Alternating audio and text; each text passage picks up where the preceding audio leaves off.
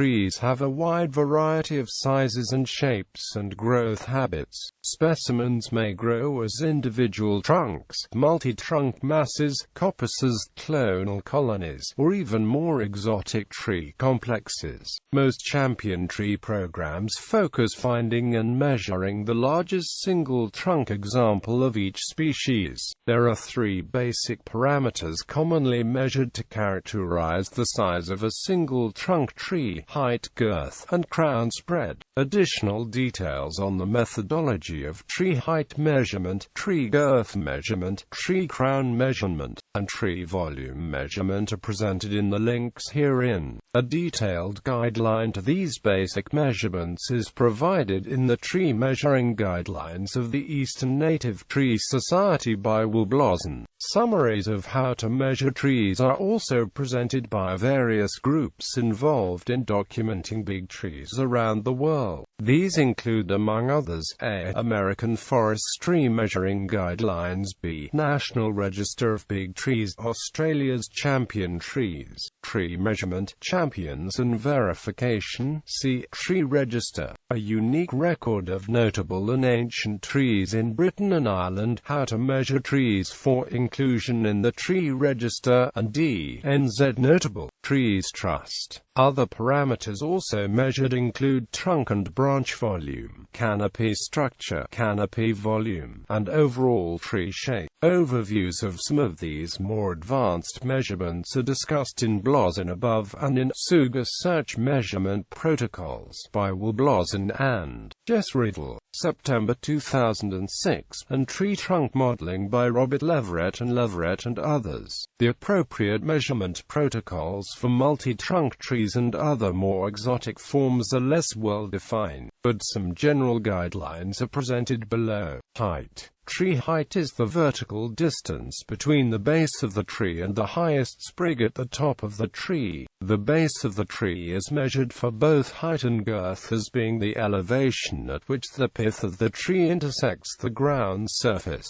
beneath, or where the acorn sprouted.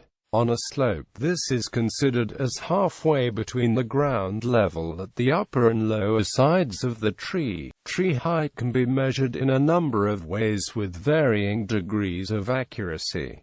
There are direct measurements. Shorter trees can be measured using a long pole extended vertically to the top of the tree. Larger trees can be climbed and a tape measurement made from the highest point of the climb to the base of the tree. The distance to the top of the tree can be measured from that point, if needed, using a pole. Historically, the most direct method of finding a tree's height was to cut it down and measure it prostrate on the ground. Tree heights can also be measured remotely from the ground.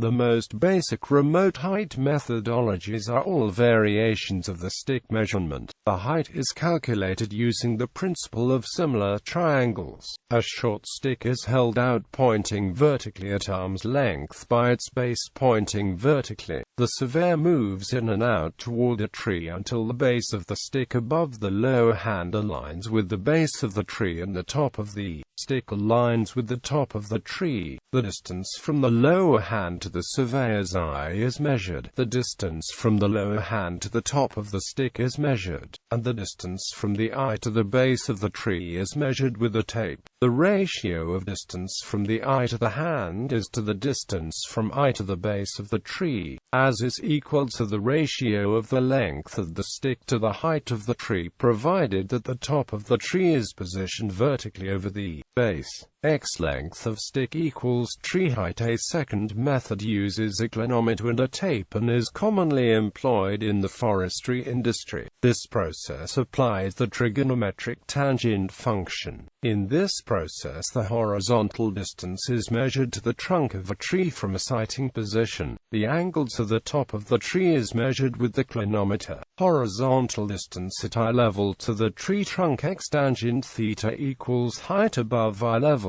If the tree extends below eye level, the same process is used to determine the length below eye level, and that is added to height above eye level to determine total tree height. Different clinometers have different reading scales but all apply the same function. Calculations are as above if it reads in degrees. If it has a percentage scale, then the percentage is multiplied by the distance to the tree to determine a height or extension above and below eye level. Others have a 66 feet scale where if used at a distance of 66 feet from the tree, the height above or below eye level can be directly read from the scale. Errors frequently accompany this type of measuring. The process assumes that the top of the tree is directly over the base of the tree. The tree top may be offset significantly from a point directly over the base. Typical errors from this effect are often on the order of 10 to 20 feet. A bigger problem is misidentifying a forward-leaning branch for the actual top of the tree. Errors associated with this mistake may yield measurements that are off many tens of feet, and some errors of over 40 feet and more have made it onto various champion tree lists, and in at least 2 cases, the errors have exceeded 60 feet.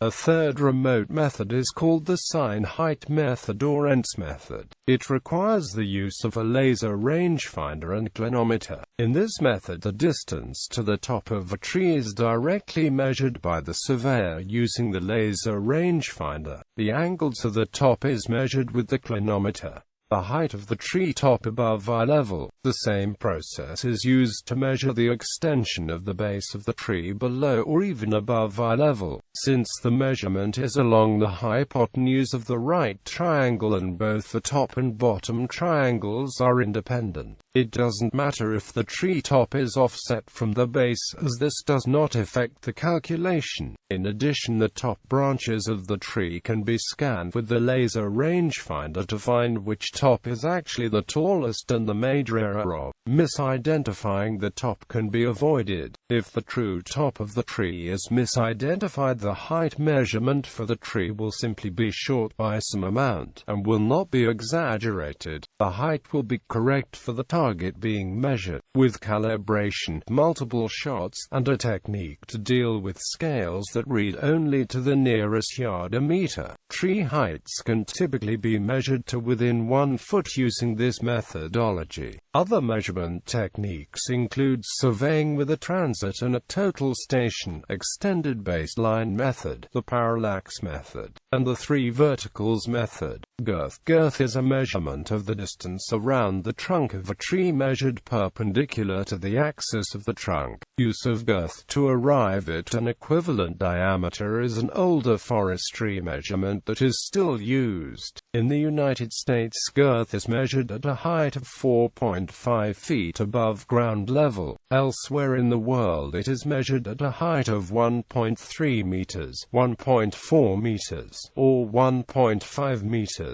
Tree girth measurement is commonly performed by wrapping a tape around the trunk at the correct height. Tree girth may also be measured remotely using a monocular with reticle, through photographic interpretation, or by some electronic surveying instruments. In these remote methods, a diameter perpendicular to the surveyor is what is actually being measured, and that is converted to girth by multiplying that number by pi. Many trees flare outward at the base. The standard height up the trunk for determining girth is easily measurable, and in most trees it is above the majority of the basal flare and gives a fair approximation of the size of the trunk. For the largest trees, or those with a broad basal flare far up the trunk, it would be appropriate to also measure a second girth above the flare and to note this height. If there are significant low branches that emerge below this height, ignoring any minor epicormic sprouts and dead branches, then the girth should be measured at the narrowest point below the lowest branch and that height noted. If there is a burl or protuberance at the measurement height, then the girth should be measured immediately above the protuberance, or at the narrowest point of the trunk below the protuberance and that height noted. If the tree is growing on sloping ground, the base of the tree should be considered to be where the center pith of the tree intersects the supporting surface below, typically at mid-slope along the side of the tree. If the tree is large and this measurement would place one portion of the girth loop below ground level, then the measurement should be made at 4.5 feet above ground level at the high side of the slope. It should always be noted whether or not the tree being measured is single or multi-trunk. A single trunk tree is one which would only have a single pith at ground level. If the tree would have more than one pith at ground level, it should be listed as a multi-trunk tree and the number of trunks included in the girth measurement noted. If the flare at the base of the tree extends above this default girth height, then ideally a second girth measurement should be collected where possible above the basal flare and this height noted. Crown spread. Crown spread is a measure of the footprint or plan area of the crown of the tree expressed as a diameter. The most basic crown spread measurement is the average length of two lines across the crown area. The first measurement is made along the longest axis of the crown from one edge to the opposite edge. A second measurement is taken perpendicular to the first line through the central mass of the crown. The two values are averaged to calculate crown spread. A second method is to take a series of 4 or more spokes running from the side of the center of the trunk to the edge of the crown. The more spokes measured, the better the crown size is represented. The crown spread is twice the average of all of the spokes. For trees in open areas, crown spreads can also be measured where high enough resolution photos are available using Google Earth. There are length measurements tools built into the program that will allow multiple diameters across the crown to be measured or averaged. Alternatively, there are add-on software packages available that can allow an area to be outlined on the Google Earth image and the area enclosed calculated. This can then be converted to crown spread. Leverett has also provided 4 options for measuring the crown area through compass and clinometer surveys around the outer edge of the crown or through a combination of measurements from the edge of the crown and the trunk, and those around the crown perimeter.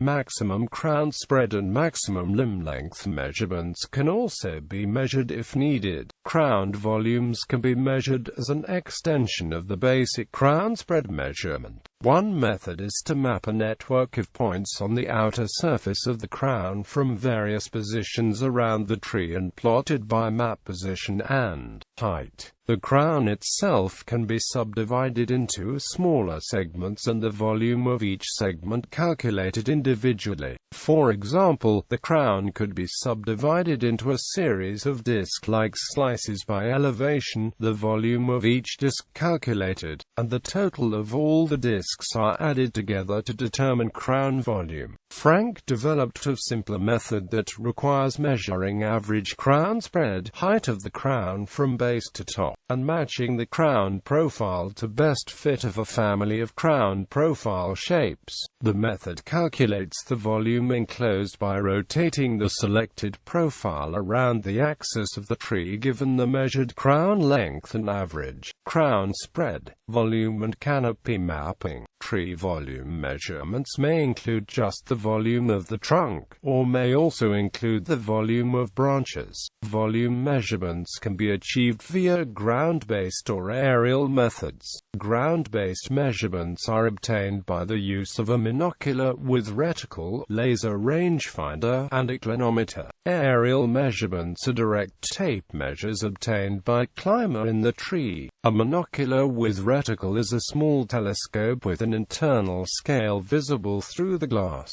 The monocular is mounted on a tripod and the trunk of the tree is sighted through the lens. The width of the trunk is measured as so many units of the reticle scale. The height and distance of the target point is measured using the laser rangefinder and clinometer, with the distance known, the diameter of the tree measured expressed as units of the reticle scale, and an optical scaling factor for the monocular with reticle, provided by the manufacturer and calibrated by the user. The diameter of the tree at the point can be calculated. Diameter equals x divided by a series of tree diameters up the tree. trunk of the tree is systematically measured using this procedure from the base of the tree to the top, and their height is noted. Some photographic methods are being developed to allow calculation of diameters of trunk and limb segments in photographs that contain a scale of known size and where distance to the target is known.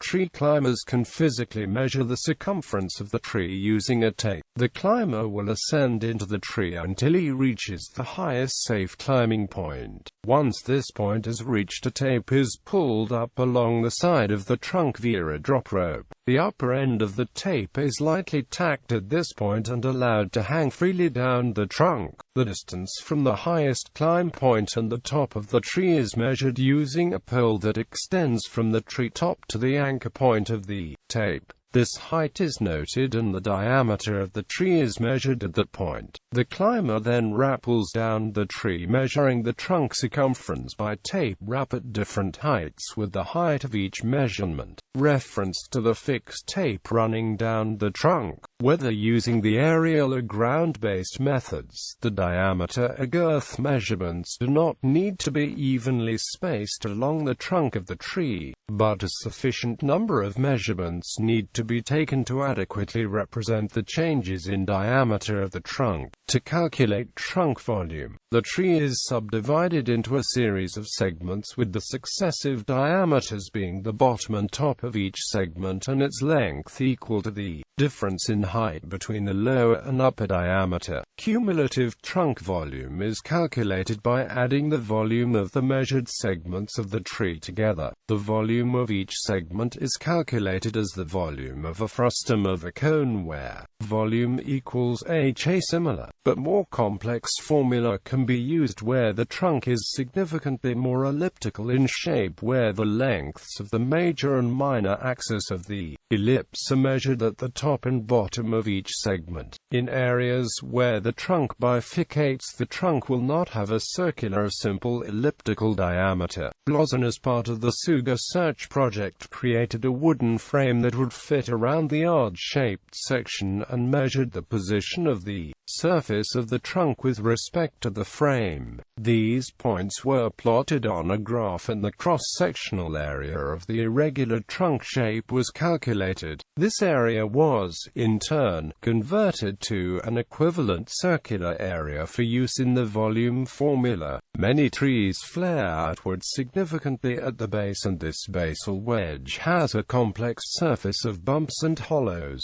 This becomes an even more complex volume in trees growing on a slope. Approximations of the volume of this basal segment using best estimates of the effective diameters exhibited may be used in many cases. In other cases, footprint mapping is an option. In footprint mapping, a level, rectangular reference frame is placed around the base of the tree to create a horizontal plane. The position of the multiple points on the trunk surface is measured with respect to the frame and plotted. This process is repeated at different heights, creating a series of virtual slices at different heights. The volume of each individual slice is then calculated and all are added together to determine the volume of the basal wedge. Taylor has been developing a cloud mapping process using optical parallax scanning technology whereby thousands of measurements are made around the trunk of a tree.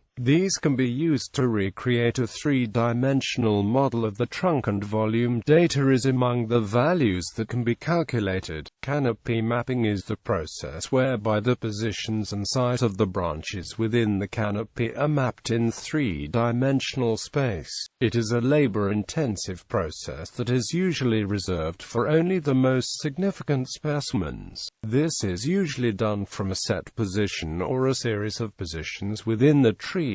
Sketches and photographs are used to facilitate the process. Trees are climbed and the overall architecture is mapped, including the location of the main stem and all reiterated trunks, in addition to all branches that originate from trunks. The position of every branch point in the canopy down to a certain size, and also the positions of various reiterations, breaks, kinks, or any other eccentricities in the tree are also mapped. Each mapped trunk and branch is measured for basal diameter, length, and azimuth. Climbers measure specific circumferences and detail other features within the tree. Trees with unusual forms. Not all trees have a single trunk, and others pose additional measurement problems because of the size or configuration. The odd forms include those forms that grew because of unusual circumstances that affected the tree, or those trees that simply have an unusual growth form not seen in most other tree species. Frank proposed a classification system for various tree forms. 1. Single trunk trees. 2. Multi-trunk trees. 3. Clonal coppices. 4. Clonal colonies. 5. Conjoined and hugging trees. 6. Fallen trees. 7. Tree complexes. And 8. Banyan-like trees. 9. Trees with large aerial root systems. And 10. Epiphytic trees. This initial framework has continued to evolve in discussions within the NTS, but provides an initial beginning and suggestions on how to approach measuring these various tree growth forms. Since most of these trees are unique or unusual in the form and not amenable to easy measurement, the recommended approach is to write a detailed narrative description of the tree with what measurements that can be taken to amplify and better illuminate the descriptions. These trees should be documented even if the results are in the form of a written narrative rather than a collection of numerical measurements. There are some parameters that should be consistently measured whenever possible. Height is one example. The cross-sectional areas occupied by the trunks and the crown are also parameters that are generally measurable. Other measurements could be taken where they seem to add to the narrative description of the particular tree. GPS locations should be taken whenever possible.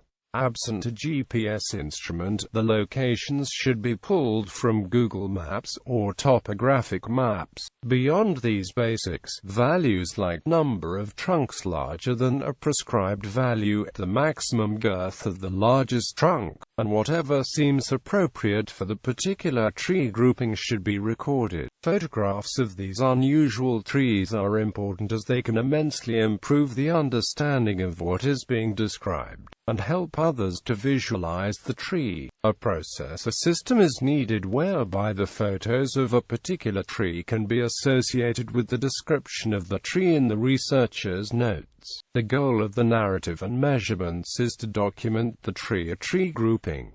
Single trunk trees can also pose measurement problems. Consider trees with very large girths, such as some of the sequoias growing the western United States. If they are growing on even a gentle slope, if girth is measured at 4.5 feet above where the pith of the tree emerges from the ground, the upside of the tape could easily be below ground level. In this case, a better option would be to measure the standard girth measurement at 4.5 feet above ground level on the high side of the tree and note this in the measurement description. If measuring a mountain-top forest of stunted trees only 6 feet tall, a girth measurement made at 4.5 feet would be meaningless. In the case of these stunted trees, a girth taken at 1 foot above the base might be more appropriate. Girth measurements should be taken at the standard heights whenever possible. Where this measurement is not meaningful, an additional girth measurement should be taken at a more appropriate position and that height noted.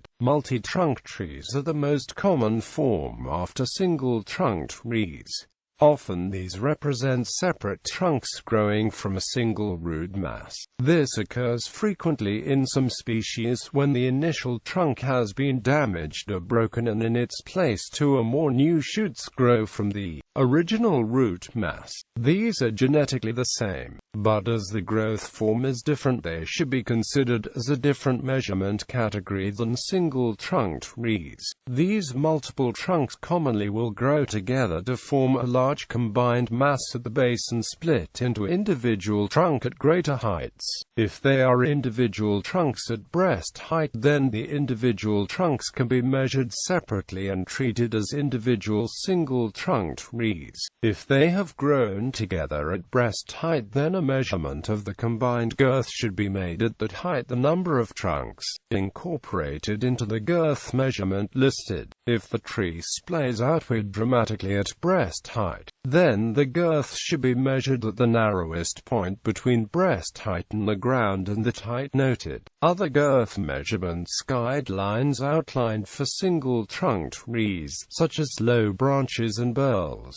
apply to multi-trunk girths as well. The height of the tallest trunk in the multi-trunk specimen would then be the height of the multi-trunk specimen and the combined crown spread of all the individual trunks. The multi-trunk specimen collectively would be the multi-trunk crown spread. If one of the individual trunks is significantly larger than all the others, it can be treated as if it were a single-trunk tree. Its girth is measured where it emerges from the combined mass, and the height and crown spread of the particular trunk is measured individually. Clonal colonies, such as the pando aspen, may occupy many acres. The area occupied by the colony should be measured as well as the size of the largest individual trunk present. Banyan-like trees similarly consist of multiple trunks spread across a large area. In many of these specimens, the interior trunks are not easily accessible. An approach to the measurement would be to measure the area occupied by the many trunks, the area occupied by the crown of the tree, the height of the tree, and any other measurements the investigator deems appropriate. These measurements would then be supplemented by a narrative description and photographs. The goal in all of these cases of trees with unusual forms is to document their characteristics.